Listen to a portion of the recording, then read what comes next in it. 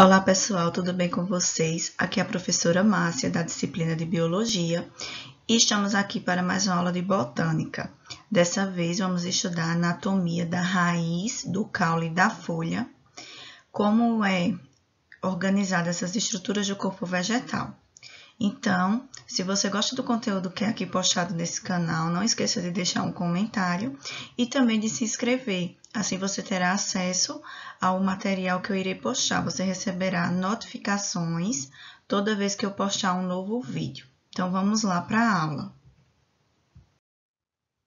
Vamos começar falando sobre a função da raiz. Então, entre as funções da raiz, a gente tem a absorção de água e sais minerais, armazenamento dos produtos da fotossíntese, e ela é muito importante para a proteção do solo, uma vez que o solo, quando ele tem várias raízes, ele fica menos propício a sofrer erosões, certo?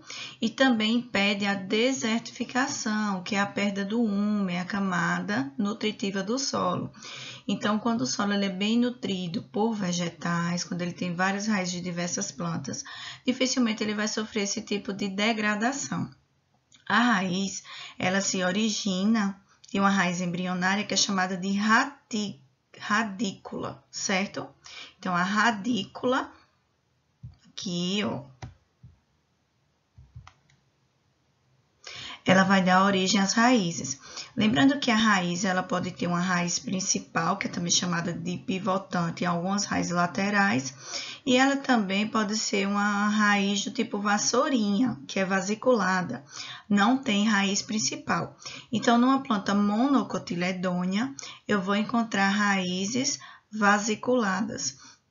E nas eudicotiledôneas, eu vou encontrar raízes com a raiz principal, que também é chamada de pivotante.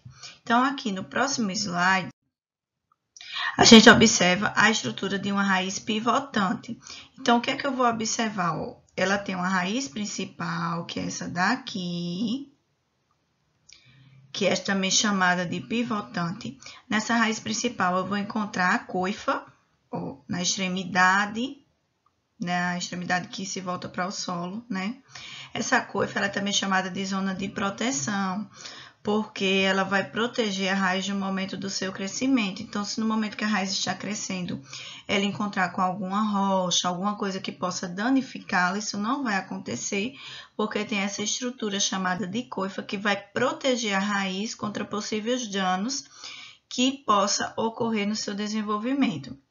Vai ter a zona lisa, que é logo essa região aqui acima da coifa. Eu vou ter a região que vai ter os pelos absorventes, certo? Que é chamada de zona pelífera. Isso daqui, esses pelos absorventes, é por onde vai ocorrer a absorção de nutrientes, água e sais minerais. Vai ser por essa região que a raiz vai pegar esses nutrientes e incorporar no corpo vegetal. Essa raiz pivotante ela é chamada de raiz principal e dela surgem as raízes laterais, certo? Que é chamada de zona suberosa, ok? Essa zona de transição nada mais é que a região onde a raiz vai se encontrar com o caule. Nos livros didáticos também vocês podem encontrar com as seguintes nomenclaturas: colo, coleto ou nó vital. Então, aqui, ó, vai dar continuidade o crescimento do caule, certo? Então, essa daí é uma estrutura de uma raiz, de uma planta eudicotiledônea, certo? A monocotiledônea, ela só vai apresentar umas raízes laterais, assim, ó, como se fosse uma vassourinha.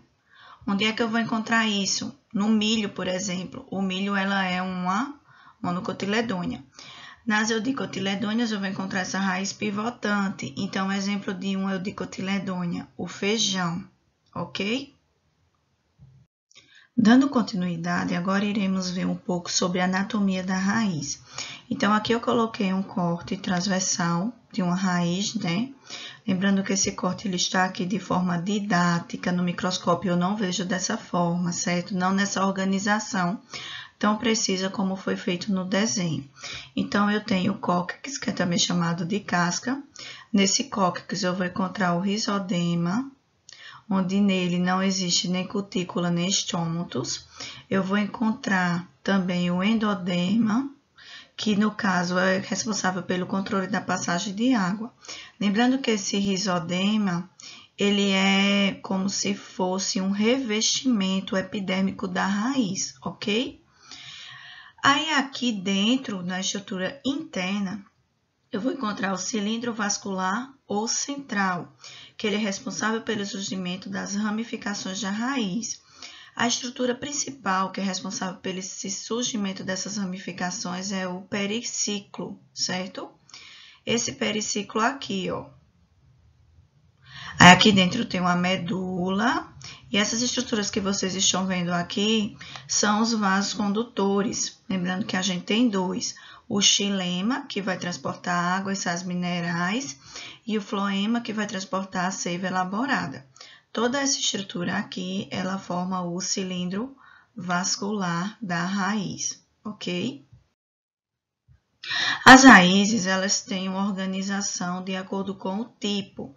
Então, as raízes subterrâneas, elas podem ser axial ou pivotante, que são as que têm a raiz principal, como eu já mostrei para você, olha aqui. Essa é a raiz principal e ela tem as raízes laterais, então ela é chamada de axial ou pivotante. As fasciculadas, que são formadas apenas por raízes laterais, aqui eu encontro no milho, por exemplo. E eu tenho as tuberosas, que são raízes que vão acumular substâncias nutritivas. Então, um exemplo aqui eu trouxe para vocês a cenoura. A cenoura, ela é uma raiz. E a batata, gente, também é uma raiz tuberosa. Observe que tem várias raízes que são consumidas por nós, seres humanos, como fonte de energia. Também temos as raízes aéreas, que são aquelas que vão ficar visíveis acima do solo. Então, eu tenho umas que vão atuar que vão ter a função de escora ou suporte, como vocês estão vendo aqui, ó. Essas raízes laterais, elas vão dar suporte para que a planta ela não caia, ela não venha a cair ou não desenvolver o suficiente. Essas aqui, elas estão presentes na planta do milho. E eu tenho as raízes, que são chamadas também de respiratórias ou espermatófitas, que são raízes que elas vão ter a função também de fazer as trocas gasosas com o ambiente. Essas raízes eu encontro elas na região de manguezal, certo? Então, são raízes características da região de mangue. Outro exemplo de raízes aéreas são as cinturas. Essas raízes elas vão se desenvolver para dar suporte à formação de uma planta.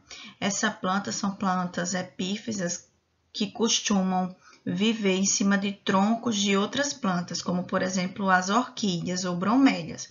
Então, essas raízes aqui, elas vão dar suporte para que as bromélias das orquídeas consigam se desenvolver no tronco da árvore hospedeira. As sugadoras, elas são plantas, são raízes parasitas, certo? O que é que vai fazer essa raiz parasita? A raiz parasita ela vai absorver seiva inorgânica da outra planta para que ela consiga sobreviver. Um exemplo disso é o cipó de chumbo, ok? Então, ela é uma raiz parasita.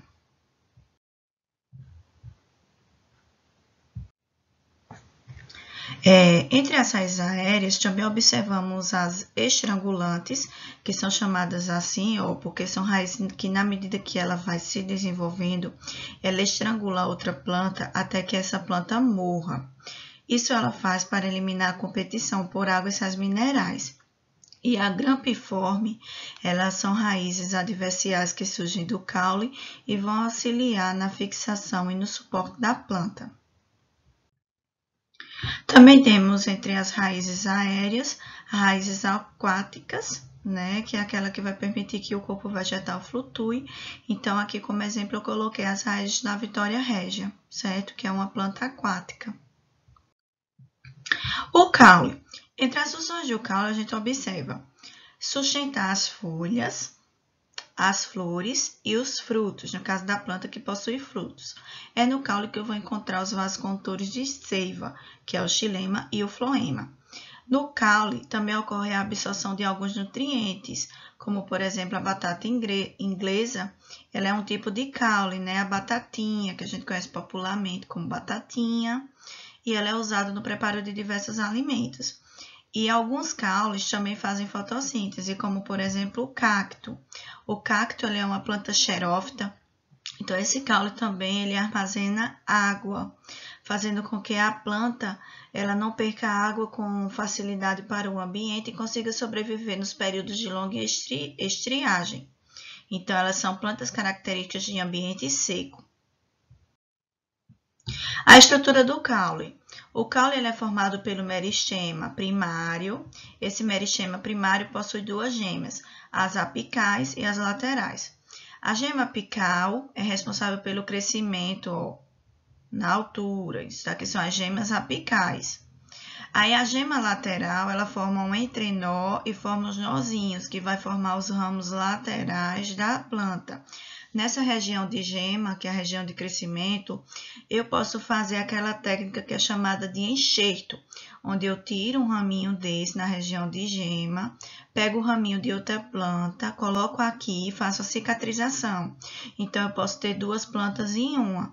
Isso costuma ser feito na agricultura de subsistência, por exemplo, com laranja e limão. Então, o agricultor ele pode ter laranja e limão em um único pé, se no início do desenvolvimento ele fizer essa técnica do enxerto. Os nós, como eu já falei, é a região entre as folhas e os galhos, e o entrenó é a região entre as folhas ou entre os galhos, ou um ou outro, entre folha e folha, entre galho e galhos, certo? A anatomia do caule. No caule, eu vou encontrar os vasos condutores, olha aqui, xilema e floema. Eu vou encontrar o parênquima cortical, o parênquima medular, que vai formar a medula do corpo vegetal, e a epiderme, que vai formar a região da casca, certo? Os parênquimas são tecidos meristemáticos, que tem várias funções, ele pode formar tecido de sustentação, tecido de preenchimento, entre outros. E o colênquima é um tecido vivo, certo? De revestimento. Então, a planta, quando ela está velha, ela apresenta também, além do colênquima, o esclerênquima, que é formado por células mortas, certo? Então, o feixe vascular, aqui é onde eu vou encontrar os vasos condutores. Essa região central é a medula, por isso que aqui, como está representando um caule em desenvolvimento, ele está representando como parênquima medular. A região do cortical é a região próxima à região da epiderme, certo? Do corpo vegetal. Os tipos de caule. O caule, eles também são classificados em aéreos, subterrâneos ou aquáticos. Vejamos cada um. Nos aéreos, eu tenho os caules em forma de tronco, né, que são observados em árvores de grande porte, geralmente são caules lenhosos, ramificados e resistentes. Essa planta que eu coloquei aqui, essa imagem, ela é uma planta antiga, então, além do colênquima, eu observo aqui o tecido esclerênquima, certo? As regiões descascando aqui são os tecidos que apresentam células mortas. Hastes, que são os caules bem flexíveis e verde. Esses caules que aí você observa na cor verdinha, ele também faz o processo de fotossíntese, certo? Então, aqui, olha, tipo haste.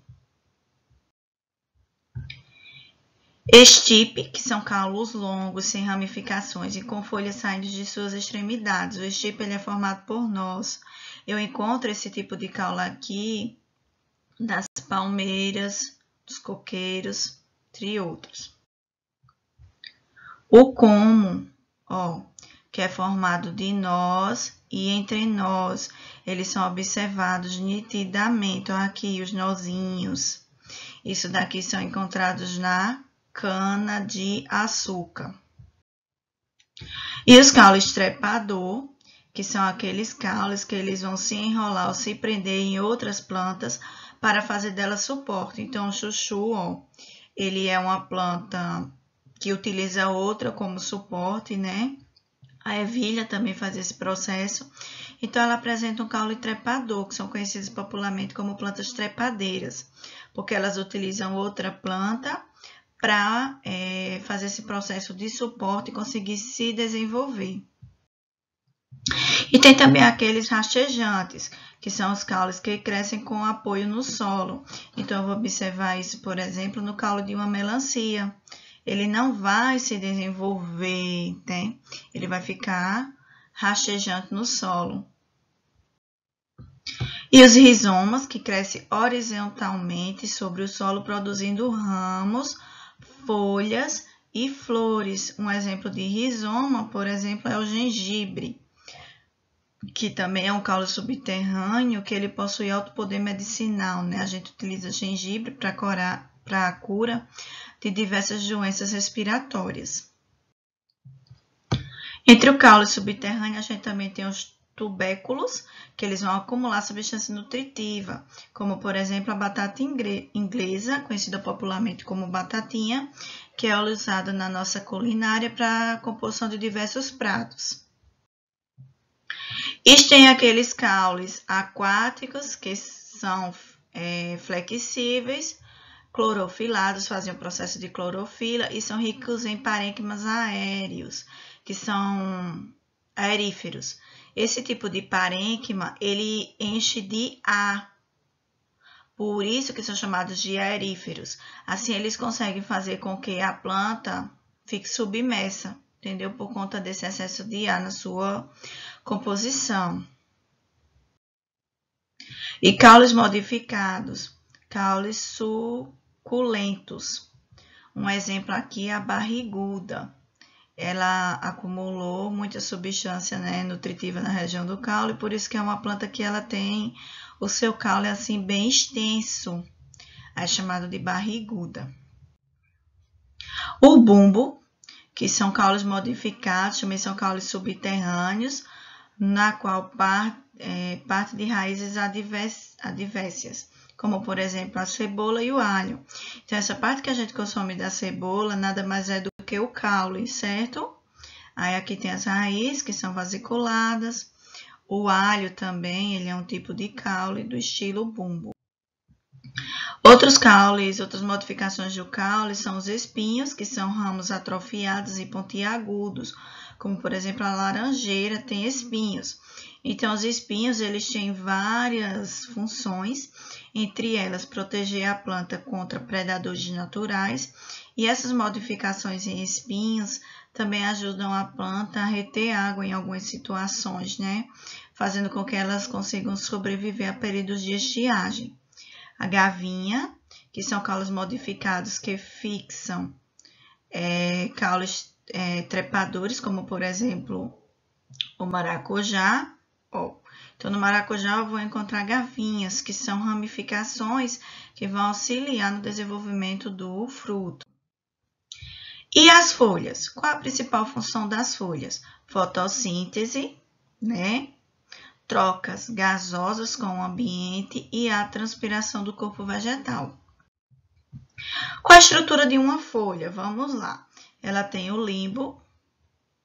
Ela vai ter as nervuras, ou essa região aqui, lembrando que é na nervura que eu encontro a substância nutritiva da folha.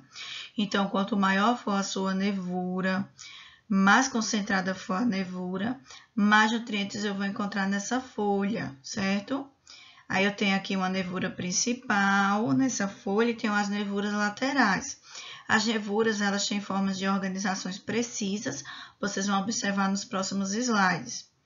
A estrutura que vai prender a folha ao raminho é chamada de pecíolo, certo? Aí aqui na base eu vou ter uma bainha, que dessa bainha pode surgir espículas, ok? Isso aqui é a estrutura, a morfologia de uma folha. De acordo com a organização das suas nervuras, elas podem ser perninévias, que é quando ela vai ter uma nervura principal e as nervuras laterais, certo? Ou paralinévias, que é quando ela só vai ter nervuras paralelas, como por exemplo a planta do milho, as folhas dela só tem nervuras paralelas. E a anatomia da folha? Então, olha, se tratando da anatomia da folha, o que é que nós iremos encontrar? Mesofílio é a região entre a epiderme superior e a epiderme inferior. Na epiderme superior tem a cutícula. A cutícula ela é rica em estômatos, que é responsável pela troca gasosa entre o corpo vegetal e o ambiente, certo? Então, é responsável pela questão da fotossíntese e do controle de água também. É a perda de água que a planta sofre para o ambiente, certo? Então, eu tenho dois tipos de parênquima, o parênquima lacunoso e o parênquima palissático. Nesse daqui, eu vou encontrar grande quantidade de clorofila. Nesse daqui, eu também tenho clorofila, só que em menor quantidade. Nas nervuras, é onde eu vou encontrar os vasos condutores, que é o xilema e o floema. O xilema, nessa imagem aqui, está sendo representado por essa cor, né, rosa, que é onde vai ocorrer o transporte de água e sais minerais, e o floema está sendo representado por essa cor azul, onde vai ter a questão do transporte dos nutrientes. Também existem modificações foliares na questão da folha, né? Então, a folha ela se modifica em espinhos, olha aqui, que vai ter a função de defender essa folha contra predadores. Também existem modificações foliares para poder proteger as peças florais, que são as bractías. Como exemplo aqui, eu coloquei o copo de leite. É uma florzinha que aflora essa região aqui, que é uma inflorescência. Então, cada pontinho desse é uma florzinha. Essa região branca aqui, que às vezes aparece na cor branca, ou rosa, ou azulzinha, é modificações da folha para proteger essa região da inflorescência, certo? A gavinha, que são ramificações de folha, que vai surgir dessa forma aqui, e os catafilos, que são modificações de folha, que são encontradas, como por exemplo na cebola. Então, a gente observa que existe uma pelezinha que vai recobrir cada camada dessa do caule em formato de bumbo. Essa camadazinha são folhas em formatos de catafilos, ok? Também existem modificações que são chamadas de folhas incentívoras, que são encontradas principalmente nas plantas carnívoras, que são folhas sensitivas, que elas vão, se ela estiver em um local que ela não consiga fazer fotossíntese, ela vai conseguir absorver os nutrientes presentes nos insetos, então ela fecha e esmaga o inseto para absorver os nutrientes do corpo animal. E os cotilédones, que são classificados como monocotiledônia, quando a planta ela apresenta apenas um cotilédon, que é a reserva nutritiva, né? Como, por exemplo, o trigo. E eudicotiledônia, quando ela apresenta dois cotilédonos, como, por exemplo, o feijão.